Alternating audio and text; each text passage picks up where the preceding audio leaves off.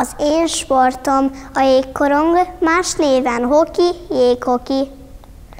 A jégkorongot jégpályán koronggal és ütővel játsza két csapat. Csapatjáték nem küzdősport, a játékszabályok eltérőek az egyes korosztályokban. Más a pálya mérete, a játékidők hosszúsága és száma, és a pályán lévő játékosoknak a létszáma.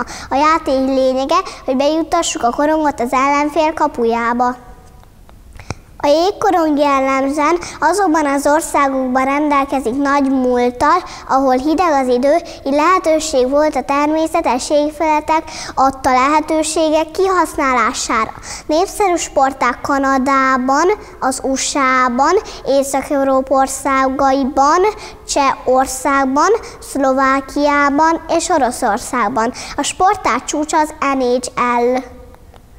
Egy kis történelem, hogy is kezdődött a mai jégkorongozás őse Kanadából származik. Kb. 150 éve Quebecben egy kanadai város mellett egy William erődparancsnoka azt a parancsot adta ki egy téli napon az unatkozó katonáknak, hogy az udvaron söprükkel tisztítsák meg a befagyott lefolyókat.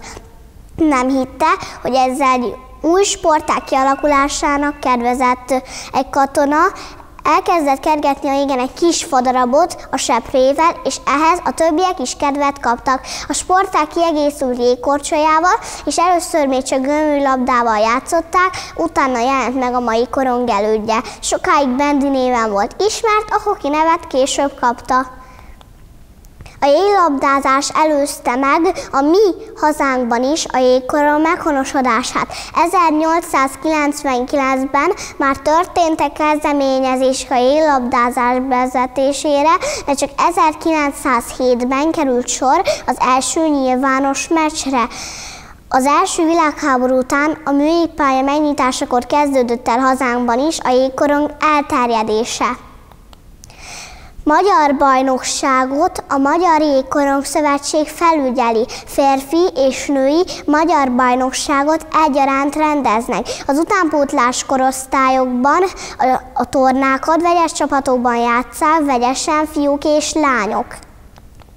Felszerelés: sisak, nyakvédő, vállvédő és mellvédő, könnyékvédő, játékos kesztyű, szuszpenzor, nadrág, lábszárvédő, jégkorcsolya, ütő. A kapus felszerelésre sokkal erősebb és más felépítésű.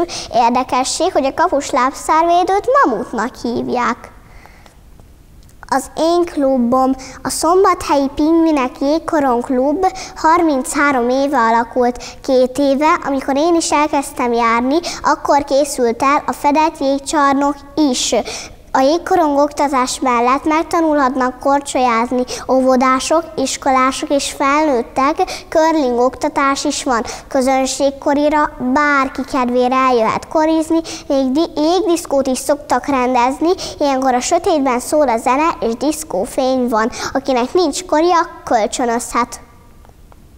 Miért jó sport? A jégkorong az egyik legdinamikusabb, legösszetettebb és legőszintébb sport. Itt nincsen színészkedés, alibi elvágódás, félmegoldás és sétálgatás. Itt nincs üres járat, csak teljes gőzerő van. Sebesség, precíz megoldások, csapatmunka és közösség. Egy sport, aminek olyan szurkolótábora van, ami a világ másik végébe is elutazik, hogy élőben buzdíthassa csapatát, és egy elveszett mérkőzés után is állva énekli a magyar himnuszt, mert a hoki a sportok zongorája.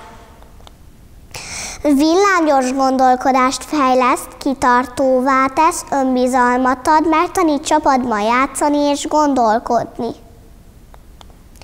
Hogy lettem én hokista? Anyukám meg apukám már oviskoromban beirattak ovikorira, hogy még kiskoromban megtanuljak korizni, akkor ismertem meg ezt a sportot, és onnantól már nem volt visszaút, szerelem volt első látásra.